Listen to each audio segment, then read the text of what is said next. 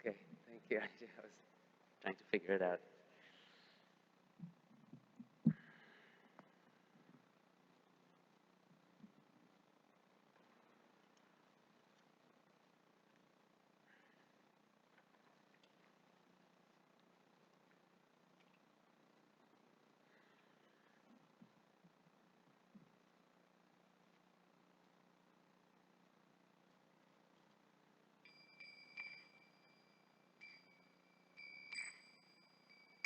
Jaya Radha Madhava Jaya Kunja Bihari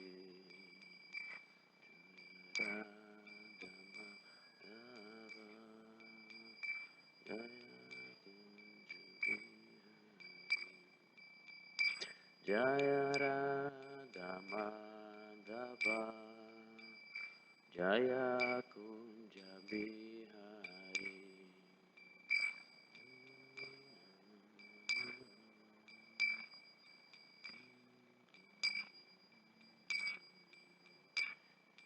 Jaya Radha Madhava Jaya Kunja Bihari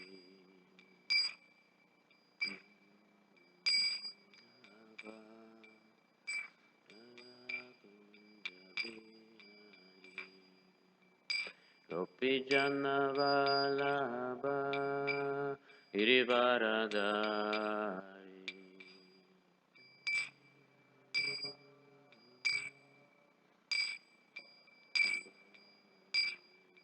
Gopi Jana Vallabha Girivaradari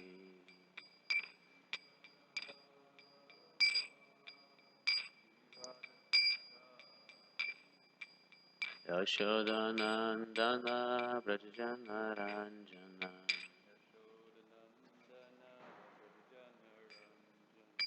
Yashodanandana Brajajana Ranjana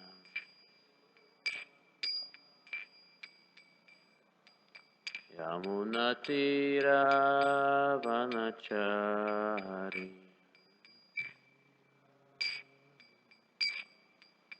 Yamunatira Vanachari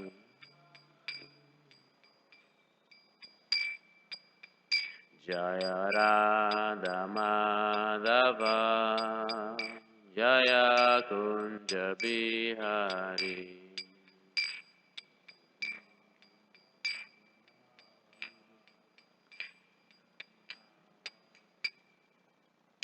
Jaya Radha Madhava Jaya Kunja Bihari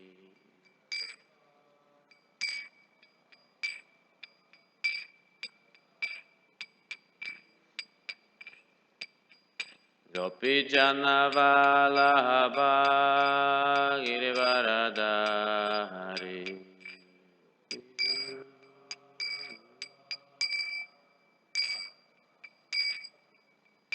Gopi Jana Vallabha Girivaradari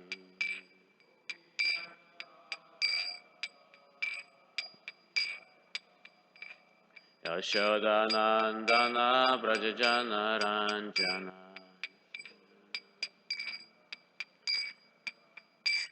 Yashodanandana Brajajana Ranjana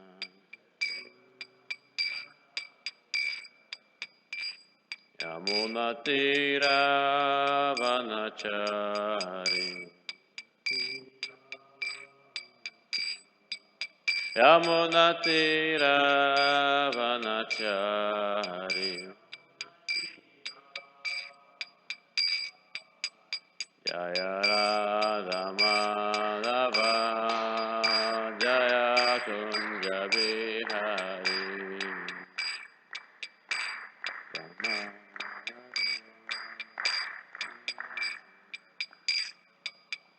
Hare Krishna Krishna Krishna Hare Hare Hare Rama Rama Rama Hare Hare Hare Krishna,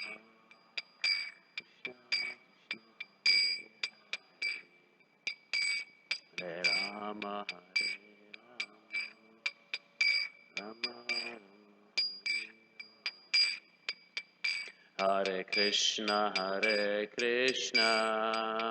Krishna Krishna, Hare Hare, Hare Rama, Rama Rama, Hare Hare. Krishna, Hare Krishna.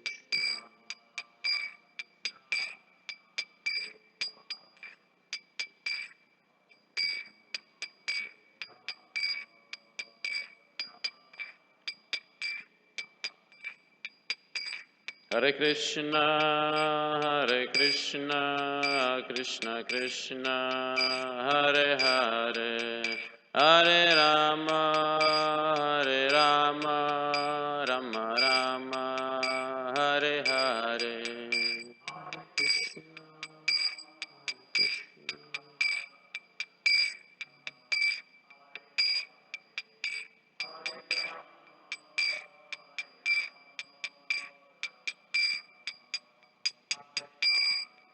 Hare Krishna, Krishna Krishna, Hare Hare, Hare Rama, Rama Rama, Hare Hare.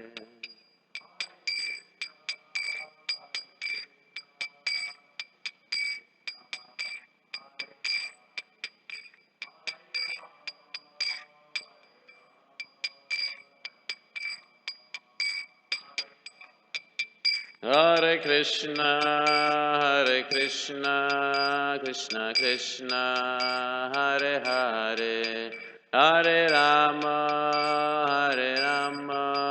Rama Rama, Hare Hare.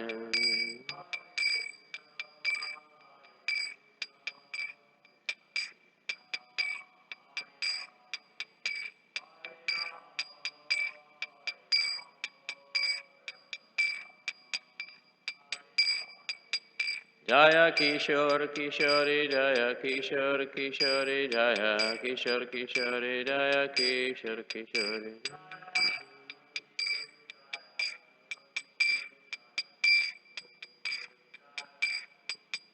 Jaya Jaya Jagannath Jaya Jaya Jagannath Jaya Jaya Baladev Jaya Jaya Subhadra.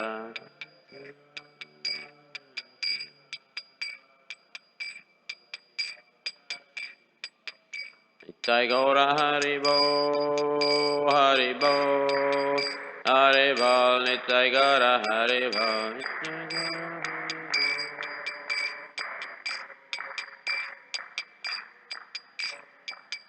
Jaya Jaya Prabhupada, Prabhupada, Jaya Jaya Prabhupada.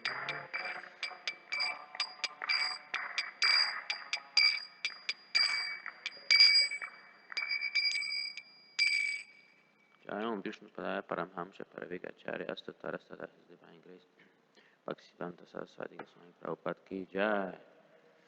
Jayam Vishnu Padaya Paramhamsa Parivigacharya Astatara Sada His Divine Grace Bhaktivedanta Saraswati Goswami Prabhupada Ki Jai. Ananda Koti Vaishnava Vrinda Ki Jai. Grantarat Srimad Bhagavatam Ki. All glories to the assemble of devotees. All glories to the assembly of devotees. All glories to the assembly of devotees. All glories to Sri Guru and Gauranga.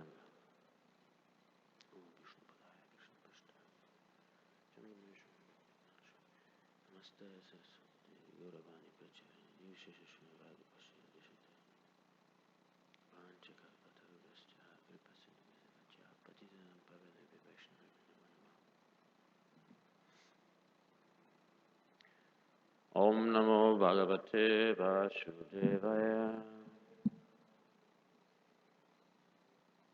Om Namo Bhagavate Vasudevaya.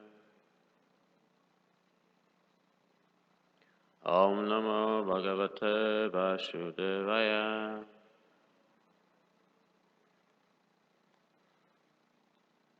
Reading from Srimad Bhagavatam, Canto 10, Chapter 16, entitled Krishna Chastises the Serpent Kaliya, verse 51 and 52, I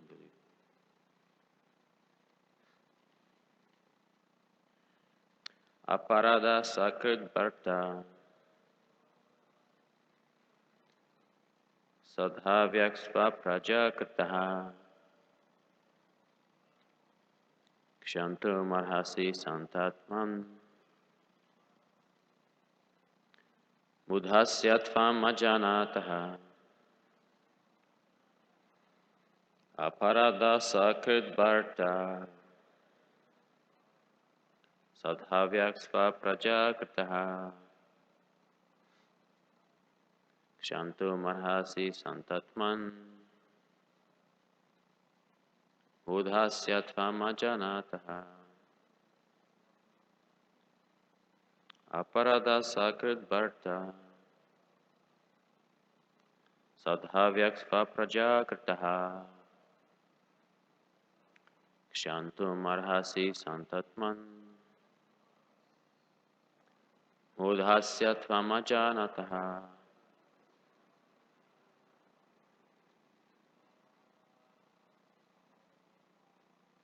Parada Sakrit Bharta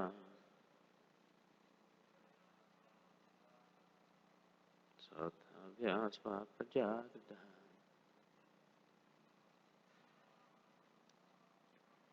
Kshantu Marhasi Santatman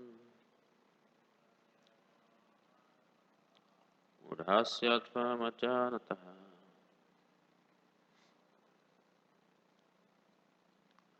Parada Sakrit Bharta Sadhavyasva Prajakritaha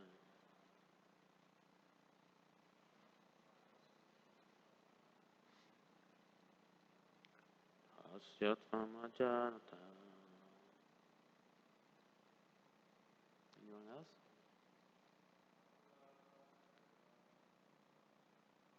Ada Sakrit Bharta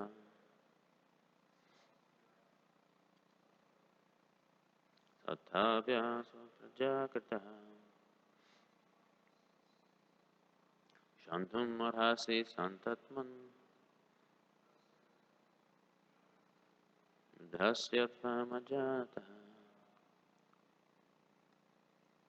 Thank you very much for chanting. We move on to a word by word translation.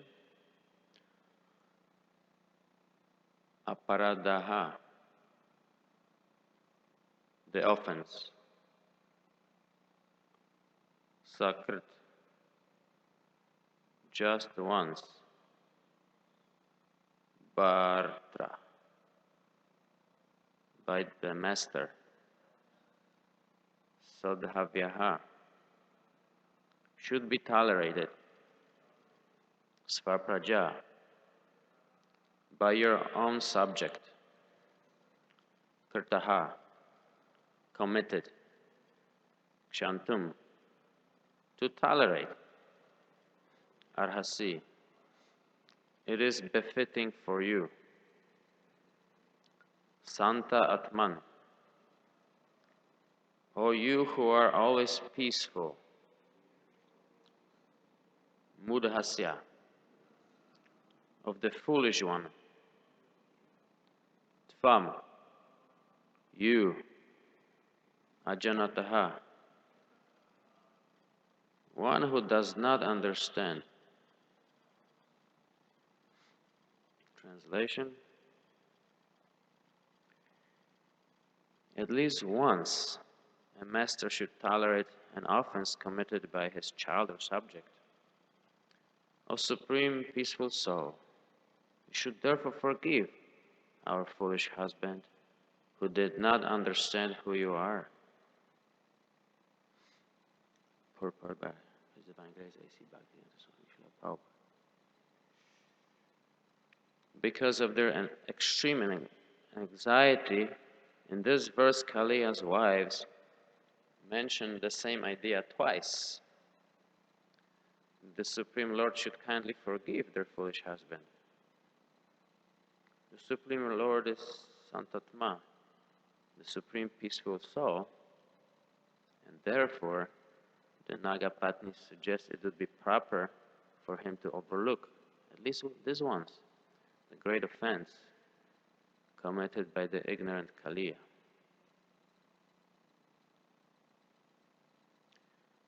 Should we read verse 52? I think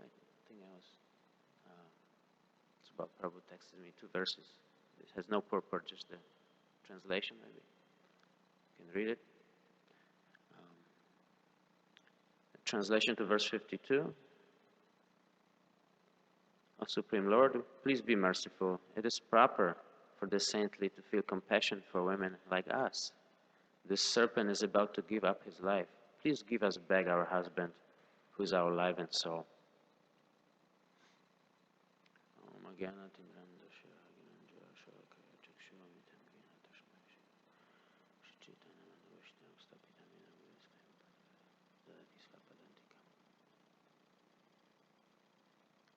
Thank you for coming today to class, and hopefully get enough time to cover some of these nice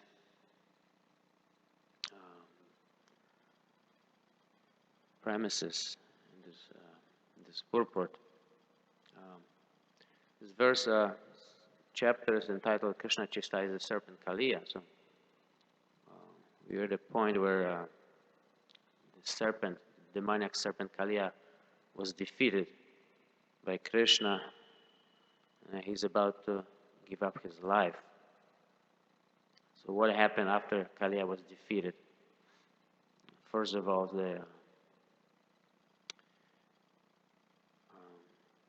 the wives tried to defend, protect, save their husband. They didn't want the husband to die. And then Kaliya offered prayers to Krishna, appeal to his compassion, and then Kaliya himself offered some prayers, which will be covered probably next week or Saturday. Although a demon, Kaliya had very faithful wives, very loyal and wise. They were putting forward different arguments to save their husband from forthcoming punishment by Krishna. He was already punished, but I guess the ultimate punishment would be to give up the body, and the wives would lose their husband. So the wives of the serpent were very wise and faithful, and they recognized Krishna as the supreme Bhagavan. And they saw the situation properly, that Krishna cannot be defeated, and that their husband is at Krishna's mercy. So I thought it was interesting for this class, in this purport. I kind of thought about the argument that the wives of the serpent were putting forward and trying to save their husband. Like I said, they were very faithful and loyal and wise. Well, we can explore this argument in terms of actually logic. I was actually reviewing some of my philosophy classes from college, and went to the teachings of Aristotle and what kind of arguments he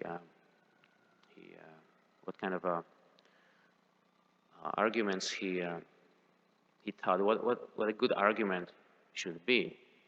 And then I was trying to compare that with the argument of the wives of Kaliya serpent, and see how they compare. So the Kaliya's wives were appealing to Krishna's compassion. I think this was the most important part of it. That is very good. Krishna is the most compassionate person. He's certainly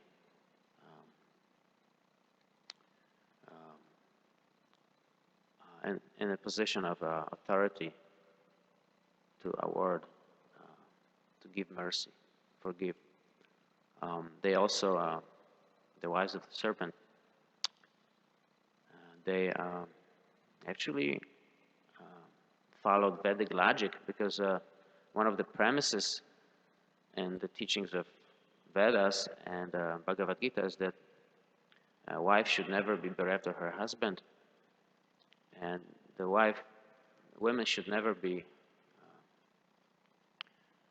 left without protection at any stage of life.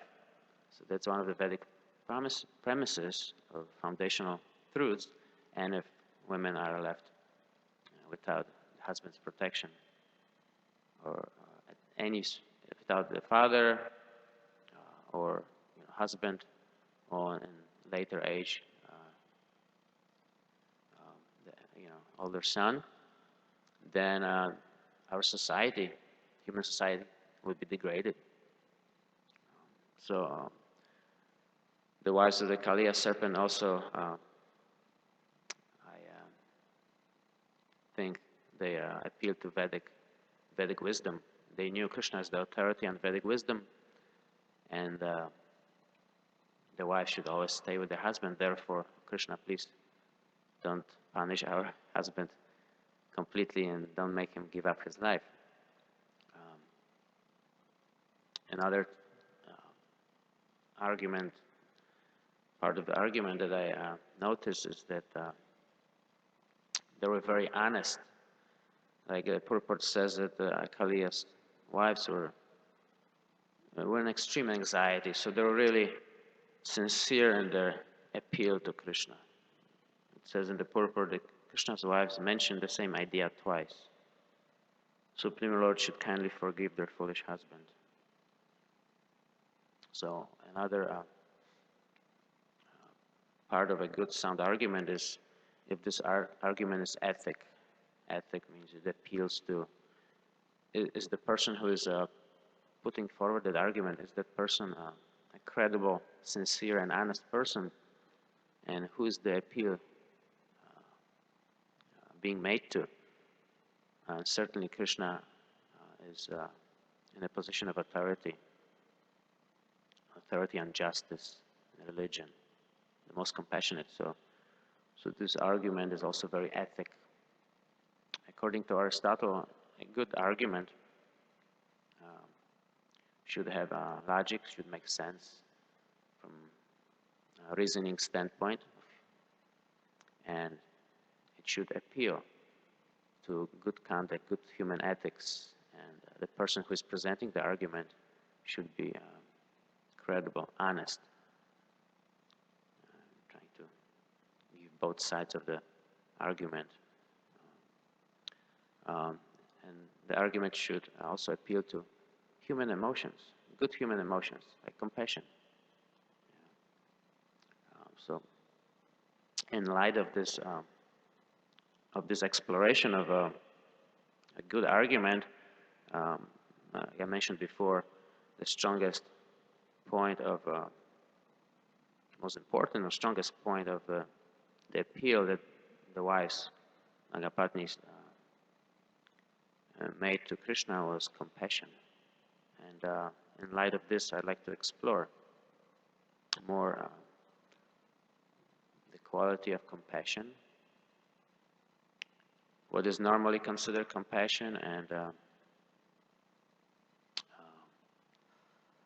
what does Vedas, or Bhagavad Gita, or Krishna teach about compassion? Is it any different than what human society thinks compassion is, or is it the same? We will use the argument that the wives of the Kaliya serpent made, the threefold argument: logic, compassion, and ethics. And we will also use Bhagavad Gita, and we explore that. So let's start with the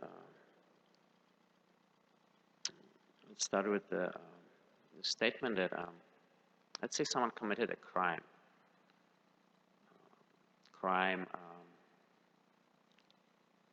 Very bad crime, kill someone.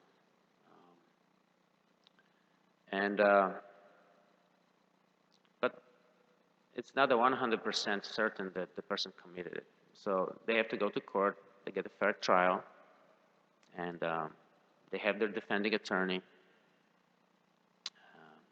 Let's say they robbed a bank. They robbed a bank and seriously injured some employees. Okay. So the defending attorney, let's say that the attorney says that because you were, because the person was frustrated in their endeavors to maintain family, they tried different jobs, but they could not maintain their families. They were frustrated, and therefore they committed this crime. They're trying to be a good father, good mother, and they failed. They tried, and they were forced somehow to rob that bank and injure a lot of people and get the money to maintain their family. So this argument is not very sound. It may appeal to compassion only. Well, I have compassion on this man. He's trying to maintain his family, and he robbed the bank and injured seriously or killed someone. It's not a very sound argument. Well, let's say the defending attorney says that the situation was that the person trying to maintain their family, however, that person was forced by someone at the gunpoint. They were forced to actually go out and rob that bank and injure or kill someone. So now the argument changes a little bit. The case may be stronger because you were forced by someone. They will kill you, or you will do and go rob that bank and get the money to do whatever, maintain the family. So you can see that the judge may not necessarily consider the element of compassion. Someone was frustrated and therefore they committed that crime. Okay, but the Supreme Court judge or Circuit Court judge, they may be more likely to try to scrutinize the case and assess the case and come up with a just verdict that gives an equal amount of punishment to the criminal for the crime committed. So it is fair. It makes sense. And then this way, the criminal, if they're proven to be guilty beyond a reasonable doubt that they committed that crime. So the judges in the court may reflect the law of karma. They try to scrutinize the case and come up with an equal amount of punishment. So those who suffer, someone who lost their friend or employee or husband because someone robbed the bank, they get something back for it. So the judges may reflect the law of karma. You kill someone, okay, you have a death sentence. You rob the bank, you injure some people, okay, you may be in jail for 20 years. So this more or less sounds like a system of karma. For every reaction there is an equal and opposite. For every action there's an equal and opposite reaction. However, the wives of the Kaliya serpent not only appeal to compassion and justice, but they also appeal to the rules of human conduct. So each argument should have these three parts. Emotional appeal, appeal to ethics, and logic, makes sense. This way, it is very credible and makes sense, and it's convincing. If it's missing any one of these points, it may not stand, and people will not be convinced. The judge may not be convinced. What is compassion? If you look definition of compassion, it is simply defined as sympathetic pity, concern for others, for suffering of others. It means literally to suffer together. So that's how it is defined. And compassion is usually followed by a willful act to remedy or help that suffering person.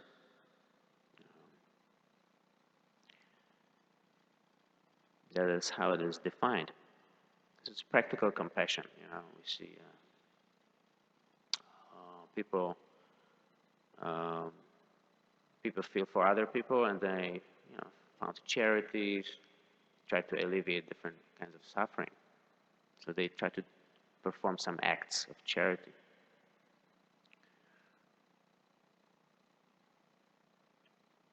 I will give you some examples of the kind of compassion that we have in the world today. There is compassion for the hungry and homeless. Certainly, there is some effort to provide them with food and shelter.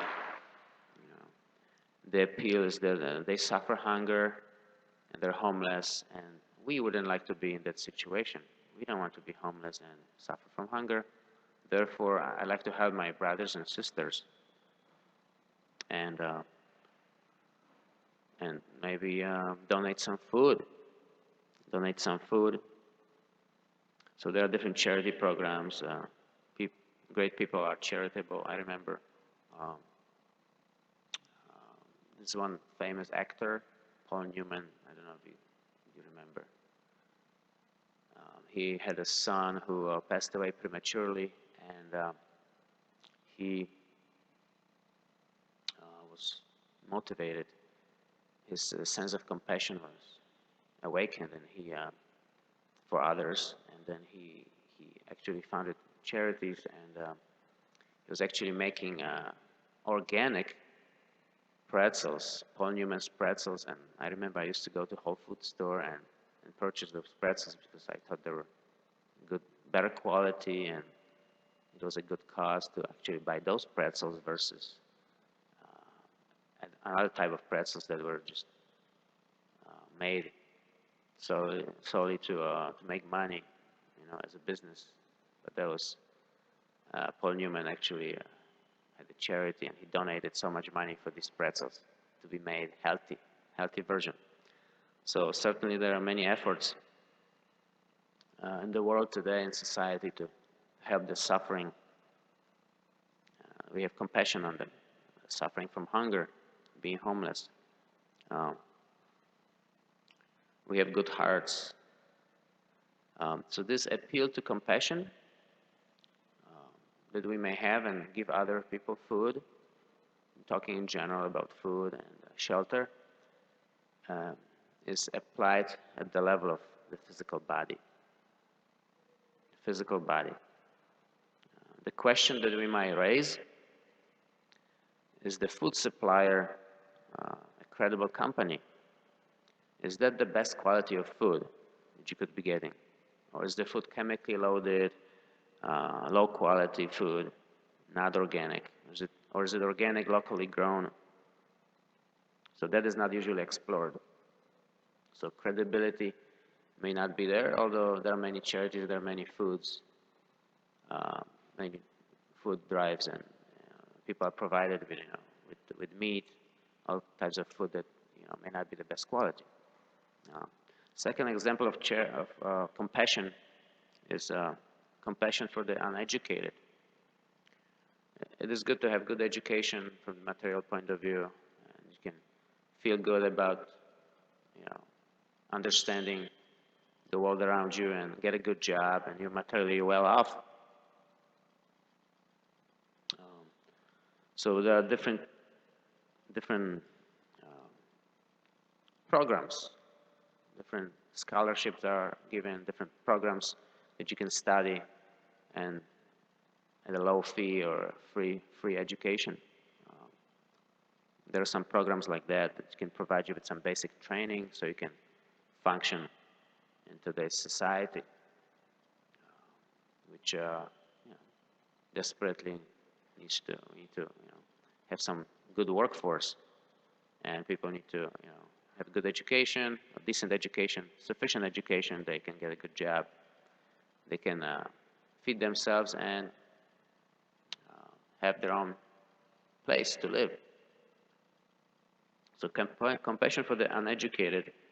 So we can see there's still many hungry and homeless people and uneducated people, unemployed people because they don't have education, they don't have the qualifications. So we feel compassion and we provide some of these programs to train them properly so they can function in our society. The question that may be raised is, are those institutions credible? Can they guarantee a job? Or can that type of education guarantee that when those individuals are faced with some difficult situation again, that they can help themselves?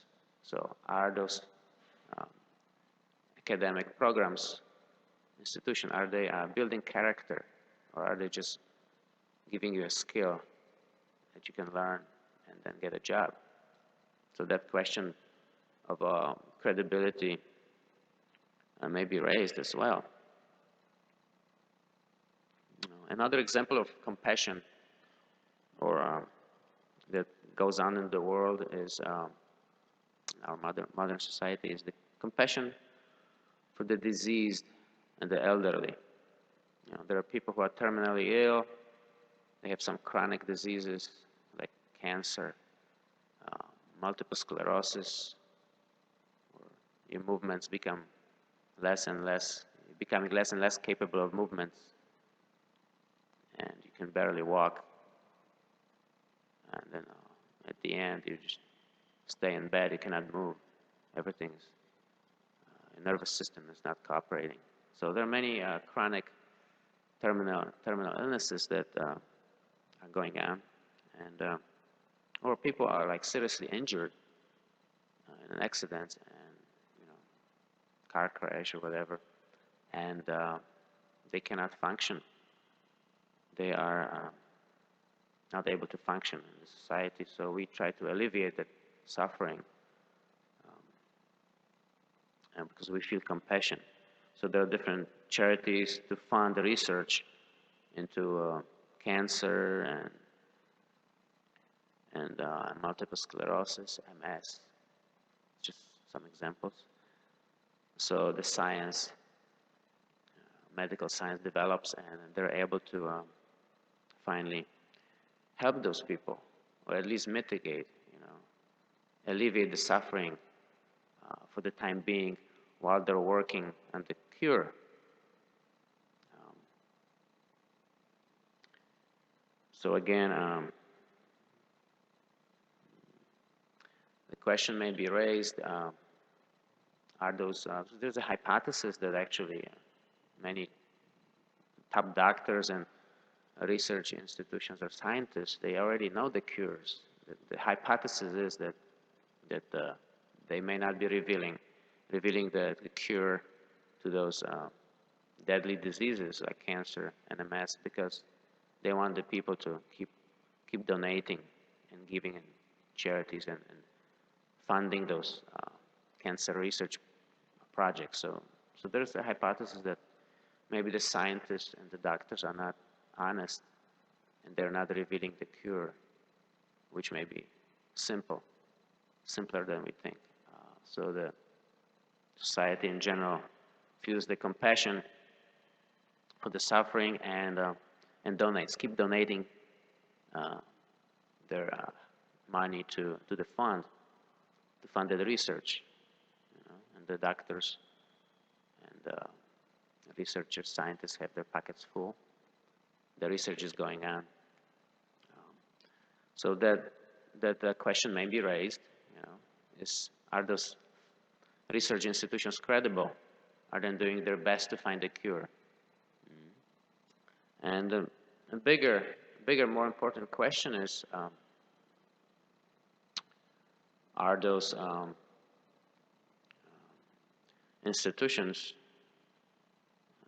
that are trying to help the diseased and the elderly or seriously injured, are they helping their spirit? In Bhagavad Gita, the bigger question that is asked is, you can help the body and the mind, that is fine, but are you helping the spirit? Are you helping the spirit? The Vedas teach that we are human, we are spiritual souls that have this experience of this material world as human beings, but we are not technically human beings having a spiritual experience. We are spiritual beings engaged in these physical bodies of human beings and having this experience. So the Vedas teach that you can help the body and the mind, but if you do not help the spirit, it is just like Srila Prabhupada gives the example. If someone is drowning, you can help you're not trying to save the jacket, the dress of the person, you're trying to serve the actual person. So the argument is posed, that the argument that follows from Vedic scriptures is that it's a sound premise that we are spiritual entities, that we have this body and we have this subtle mind, but the assistance and help should be offered not only to the body and the mind, but also to the spirit. So spiritual education. And unless you have that, it is also there's a statement in Srimad Bhagavatam somewhere that you are no more than, you're breathing, but you're dead. You're basically dead. You're breathing, but you're not alive because you're not taking care of the spirit. That's another example. And I have this example that I thought up yesterday about getting on a plane and traveling to a distant land. If I gave you, so I wanted to share it with you. If I gave you a first class ticket to get on this plane and go to a distant country, distant land for vacation, and the ticket would include, like first class, great food, great music, you watch nice movies, and you fly to the vacation spot. But it is also guaranteed that while you're enjoying on that plane and having a great first class ride, it's also guaranteed that the plane will crash. It is guaranteed. It's just a matter of time. So you're enjoying on the plane. I give you the tickets free. And before you get to your vacation spot, you crash. Okay. So while you enjoyed, the trip was nice, maybe not perfect, but it was first class, then you crash. So you didn't make it. And let's say I offered you just economy ticket on that plane, and I tell you, you have very simple food, and you'll be reading some spiritual books while on the plane, be watching movies about Krishna. And the plane may not be so comfortable sometimes because you have a very, not a very soft seat. You're not drinking alcohol, not drinking wine when you're on the plane. It is also guaranteed that the plane will crash. But I also guarantee, and within that price for the ticket, I also guarantee you that you have a parachute and you have an instructor. He will jump with you out of the plane before the plane crashes. So this is guaranteed. Pick your ticket. Which ticket would you like? Obviously. Though, first class, I would go for economy. But people want to live forever and not have to die. And so giving the two circumstances, two tickets, both planes would crash. The one that offers the parachute and instructor to jump out with you, most people would take that one if they're reasonable and care and have compassion on themselves. They want to save themselves. So this material compassion that we talked about, having pity for others and giving them food, whatever type of food, and giving them shelter, whatever type of shelter, and providing them with education, material education to study, acquire a skill, and get a job so they can get their own apartment and live and function. And also giving them money to medicate them so they function when they're terminally ill, or even curing them from cancer, curing them from multiple sclerosis. All these types of compassion, they are like that more or less ticket, first class ticket, whatever comfort you may get, they're useless because at the end you still have to give up this body and this situation. So the plane will crash. The plane will crash. Those levels of compassion work at the physical level and maybe mental level. Sometimes in our society we also have counseling, and you have a psychiatrist, a counselor who will help you at the mental level so you can function in our society. But the highest type of compassion is offered when you teach someone, educate them about their true identity, who you are, where have you come from, and where are you going after the plane crashes. The plane will crash sooner or later. My Guru Maharaj also told me this nice, I think. Example, you're like on a death row. It's a death row and you're just waiting. You're already sentenced to death. It's just a matter of time, and maybe tomorrow, in the next hour, or maybe in 100 years, but you're on a death row, and whatever types of compassion you accept from others or you give to others that are at the level of body and mind are virtually useless if you allow their plane to crash and the spirit soul remains in ignorance, degraded, and has to be reborn. It's another premise or axiom that Vedas teach, that if you have not awakened your spiritual identity, you will have to be reborn in this world of suffering, and you have to go through the sufferings again. Enjoy your rides and again crash. Enjoy your ride, whatever you can, more or less, whatever class you want, first class, second class, third class, but you're gonna crash. If you don't have this parachute, if you're not compassionate to yourself, to awaken your own spirit, and you're not compassionate to others, to allow them to see with the eyes of knowledge that you're not this body and you belong to the Supreme Lord, you're His servant, then you're not giving them your mercy or compassion, and your arguments, your endeavors are limited, very restrictive. Srila Prabhupada, Lord Krishna in Bhagavad Gita lists the quality of compassion in chapter 6, verse 32. There's a list of qualities that a perfect yogi should have, and one of them is compassion. It says, actually, that's a different verse. So it says, I'll just read the Sanskrit. Atmaupamena sarvatra samam pasyati yo Arjuna. Sukham vayadi vadukam sayogi parama mataha.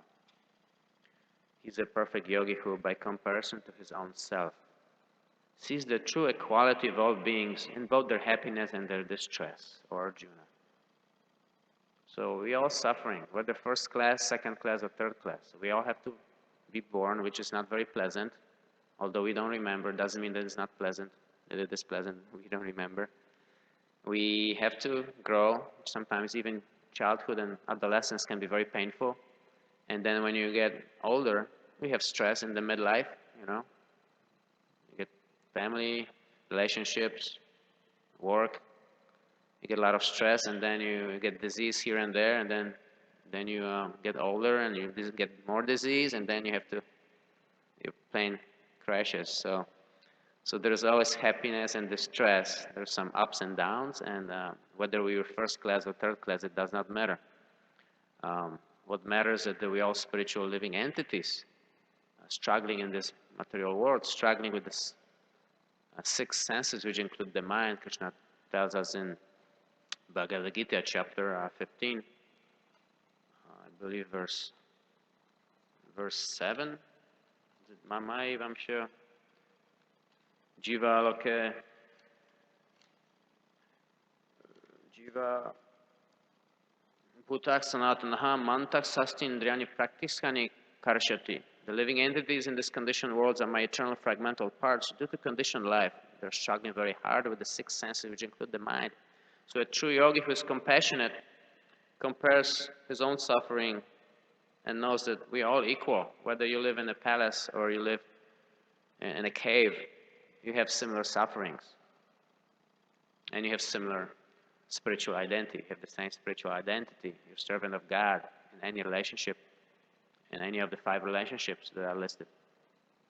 Another verse that's worth mentioning today is verse 2, chapter 16, where there are demonic and divine qualities listed in Bhagavad Gita. One of them is Daya, compassion for all living entities. That includes animals and plant species, not only human beings, not only our own society. So there are quite a few verses here in the scriptures that list the quality of compassion for everyone. The quality of compassion at all levels, especially the spiritual level. Give the suffering living entities enlightenment and let them realize their spiritual identity as servants of God. Let's not stop at the level of the physical body or the mind. Let's help them more. And this is what ultimately Krishna wants us to do, and Srila Prabhupada, to be compassionate to others at the spiritual level. And we're not neglecting the other levels. However, we see that they cannot be complete if you're not giving our society, individuals, the spiritual education, Vedic education. So I hope this class was helpful and maybe a little bit interesting. If you have any questions, I'll be very happy to try to answer. Thank you for your attention. Any questions, comments?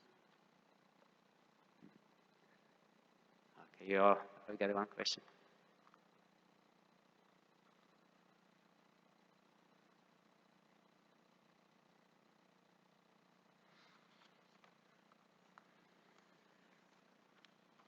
Arjunacarya Prabhu.